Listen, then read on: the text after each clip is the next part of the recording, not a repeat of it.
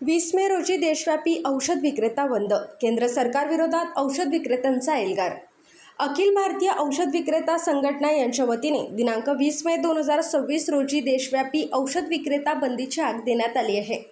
औषध विक्रेत्यांच्या विविध प्रलंबित मागण्यांकडे केंद्र सरकारने सातत्याने दुर्लक्ष केल्याच्या निषेधार्थ हा बंद पुकारण्यात आल्याची माहिती राज्यघटनेचे अध्यक्ष व्यंकटेश पुजारी यांनी दिली आहे.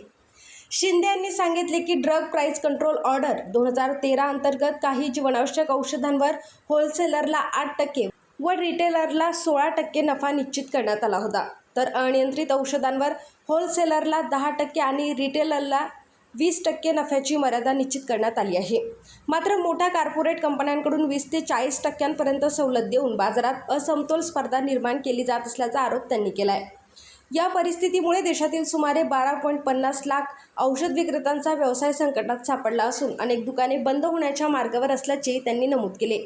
DPCO 2013 मधील नियंत्रित नफ्याची तरतूद मागे घेण्यात यावी, तसेच डॉक्टरांनी लिहिलेल्या औषधांऐवजी ब्रँड सबस्टिट्यूट औषध देण्याचा अधिकार औषध विक्रेत्यांना मिळावा, अशी संघटनेची प्रमुख मागणी आहे. केंद्र सरकारमधील संबंधित मंत्री, प्रशासकीय अधिकारी तसेच पंतप्रधान नरेंद्र मोदी यांच्याकडे अनेक वेळा निवेदने देऊनही मागण्यांची दखल घेण्यात आली नसल्याने अखेर आंदोलनाचा मार्ग स्वीकारावा लागल्याचे शिंदे यांनी सांगितले.